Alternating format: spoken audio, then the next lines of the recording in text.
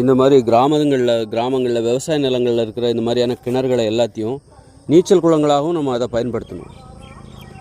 அதை அழகுபடுத்தி நீச்சல் குளம்னா அதுக்கு என்ன தேவைப்படும்? படிக்கட்டுகள் கண்டிப்பாக தேவைப்படும்.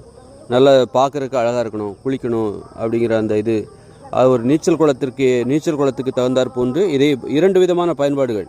அப்புறம் அதை வந்து நம்ம வயல்வெளிக்கும் பாய்ச்சிரும். ஏன்னா மக்களுக்கு வந்து நீச்சல் அடித்து குளிக்கணும், நல்லா அப்போ தான் வந்து உடம்புல உள்ள உஷ்ணம்லாம் வெளியே போகும்.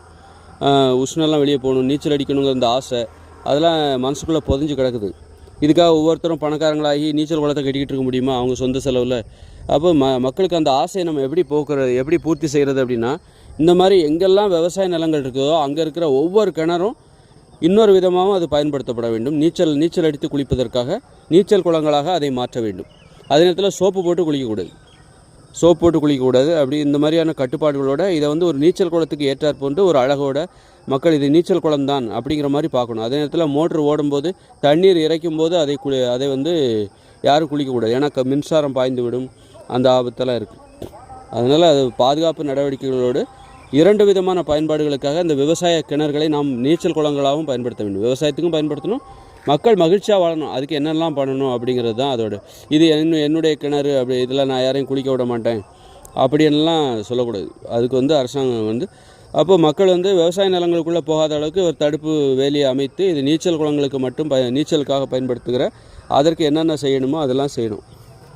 அதே நேரத்தில் பெண்களுக்கு தனியாக நீச்சல் குளங்கள், ஆண்களுக்கு தனியாக நீச்சல் குளங்கள், ஆண் பெண் இருவருமே சேர்ந்து குளிப்பதற்கு நீச்சல் குளங்கள், இப்படிப்பட்ட ஏற்பாடுகளையும் நாம் கவனம் செலுத்த வேண்டும்.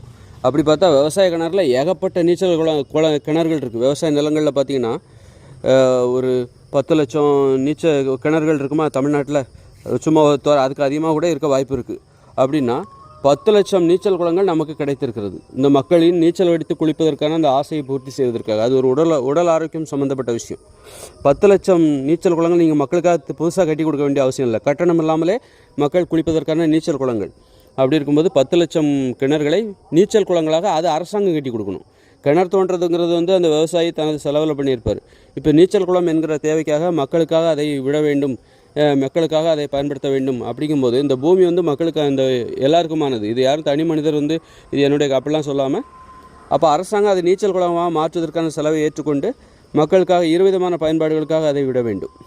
இந்த மாதிரிலாம் இருந்துச்சுன்னா பாருங்கள், செலவே இல்லாமல் ஒரு 10 லட்சம் நீச்சல் குளங்களை மக்களுக்காக கட்டி கொடுத்து மக்களை சந்தோஷமாக வச்சுக்க முடியும்.